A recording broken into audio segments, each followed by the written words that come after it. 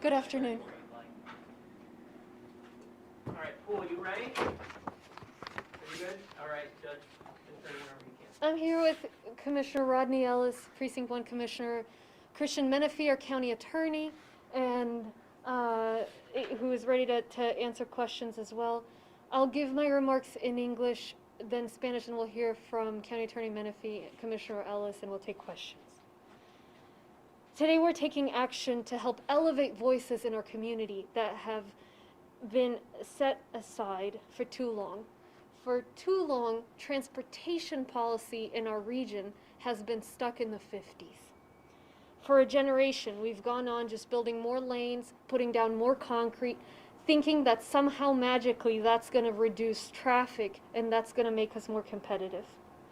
All the while, what we've done is created more flooding problems, exacerbated instead of solving traffic, and built bigger and wider highways while turning into one of the last urban areas worldwide without a comprehensive public transportation system. We cannot continue to support transportation policy that prioritizes cars over people. The current system maximizes the number of cars that can be on the road at any one time, as opposed to maximizing the ability of people to get to where they need to go. Basically, we've for decades been prioritizing highways over the ability to get around. We need to be smarter about this. The way we build should not focus on what's easiest for cars. It should focus on what improves quality of life. That is not only the right thing to do, but it is necessary to make sure that our region remains competitive as the world continues to evolve and we work to retain and recruit the smartest people into our region. This wouldn't be possible without our new county attorney, Christian Menifee, and his team. Since taking office, they've been fighting on several fronts, particularly on this one, and they're leading the charge to ensure that our community is not disadvantaged or taken advantage of when it comes to transportation policy. Even in the midst of a pandemic, with all the challenges that entailed, with the winter storm his team had to face and help us address, he's been able to focus on equity, on our competitiveness, and I appreciate the team's work on that. Since the beginning of this process, we've been good faith partners to TxDOT. We've done everything we could to try and move this project forward, but it's come time to seek legal recourse. I personally have spoken with the leaders of TxDOT multiple times. Both the City of Houston and Harris County have retained experts to present specific and well-developed alternatives to the plans that TxDOT has presented. We have convened meetings, we've proposed memorandum of understanding, we've worked with the community, we've sat down and spoken with them time and time again. But time after time, TxDOT has done nothing more than give us and our community lip service. They've made promises they can't keep, bulldozing right through us with this process. Today, the county attorney has filed a lawsuit that asks our courts to have TxDOT go back and properly consider our concerns and the impacts that this project will have. Our hope by filing this lawsuit is we'll have a fair shot through the judicial system. For years, our community has been fighting this. And as leaders in our community, we are determined to use any lever of government we can to change the trajectory of this project and advocate for the future of this county. The bottom line is this. This project is bad for traffic, this project displaces communities, and the project is bad for our health. It won't solve our traffic problems. We've seen this movie before. We know through studies and experience that wider highways just means more congestion. Traffic volumes on I-45 have been decreasing since 2008.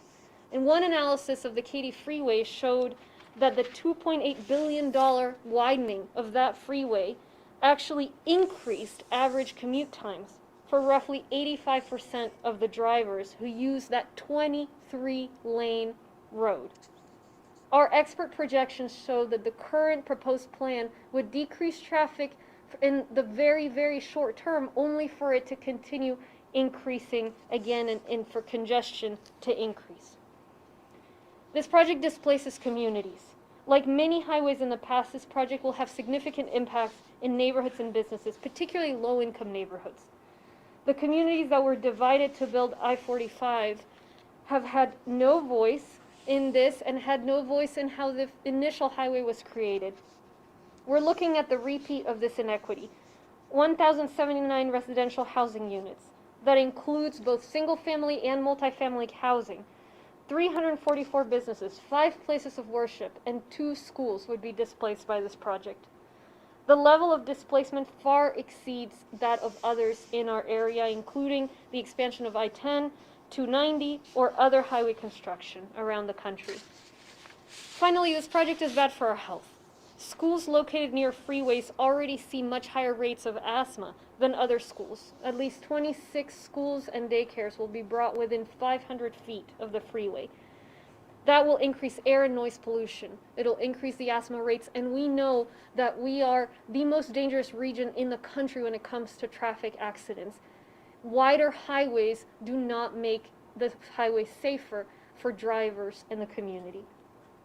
The decision on what kind of highway we build is a decision about what place we want to live in. Currently, we're the most dangerous urban area of traffic accidents. Currently, too many people in Harris County don't have a car or the ability to get to their work, to get to where they need to be through appropriate transit. Currently, leading employers in Harris County and citizens and residents claim the lack of adequate transportation as one of the key challenges in our region. We can tackle those challenges.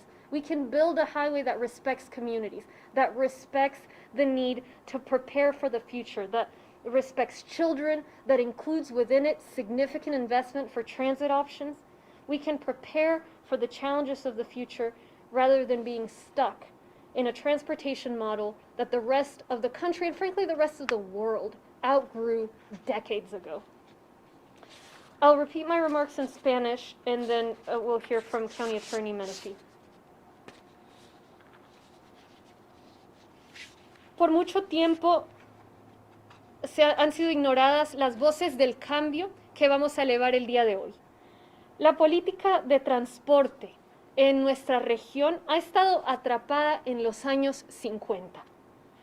Hemos seguido construyendo más carriles, virtiendo más concreto, ampliando carreteras, construyendo más carreteras y pretendiendo que algún día el tráfico simplemente va a desaparecer.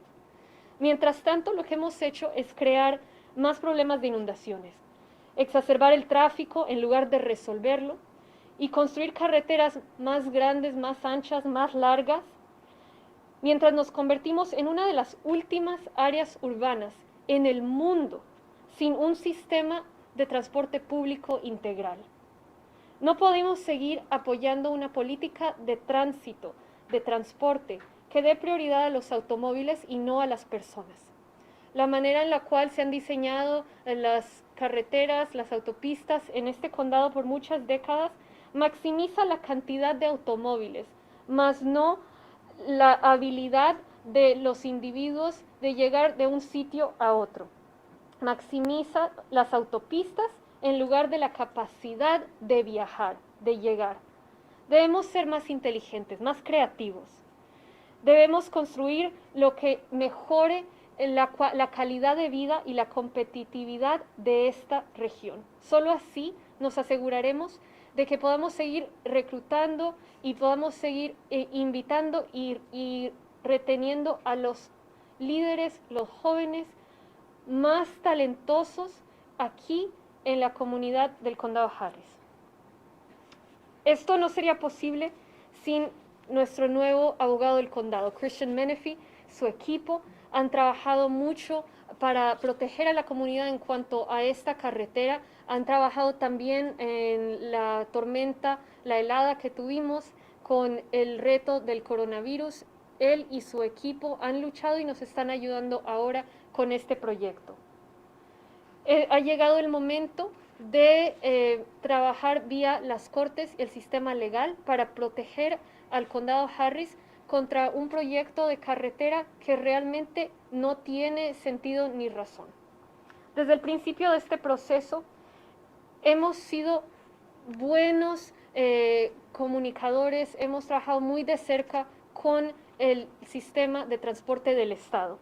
Yo personalmente he hablado con los líderes del sistema de transporte TxDOT, tanto la ciudad como el condado Harris han contratado expertos que nos han ayudado a diseñar alternativas factibles y detalladas al presente proyecto.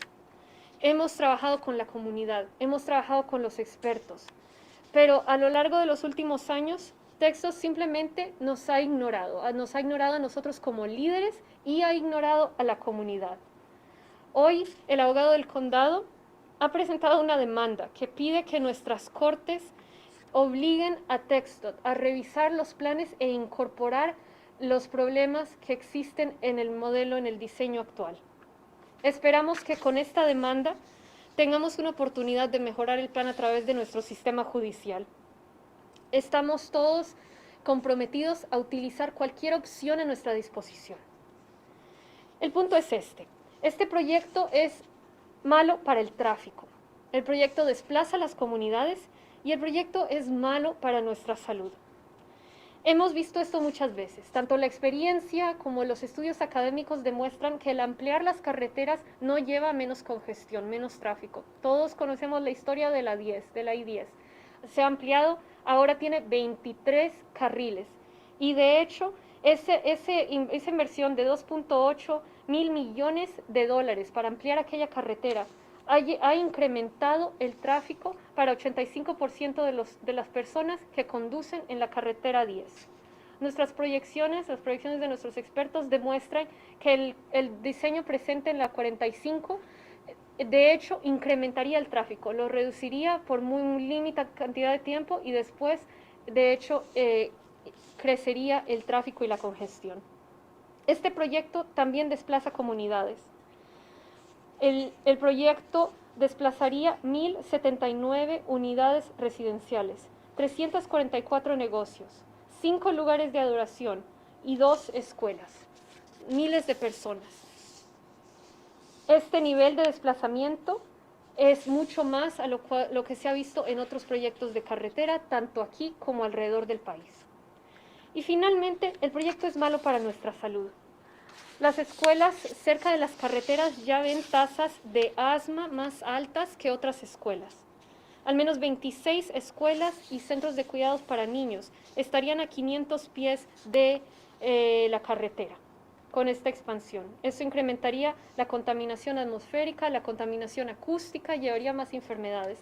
Además, sabemos que esta región es la más peligrosa en cuanto a accidentes de tránsito por esto de las carreteras tan amplias que invitan a las personas a conducir demasiado rápidamente. Esto llevaría a más accidentes de tránsito.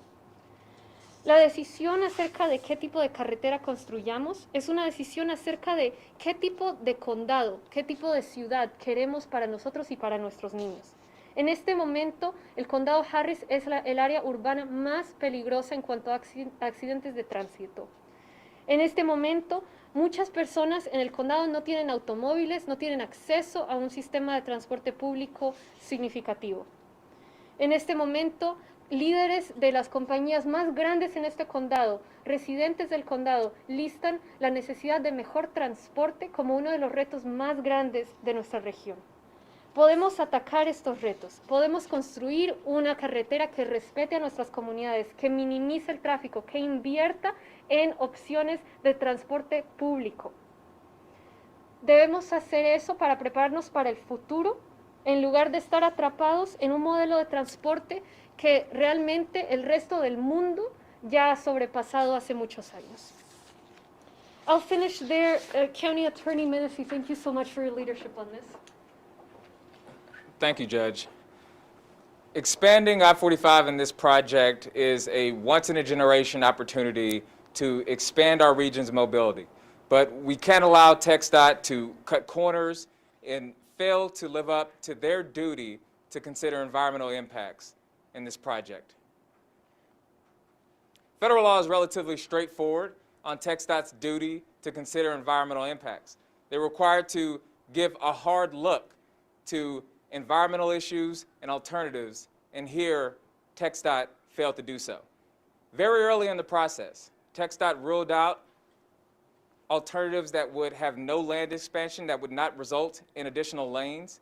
Early in the process, they ruled those things out, and they also failed to properly consider environmental impacts and impacts on local neighborhoods, many of which are historically underserved neighborhoods. They failed to properly consider impacts on local businesses as well as parklands. And we know that this project will displace more than 1,000 homes, more than 300 businesses, and have impacts on neighborhoods throughout the area.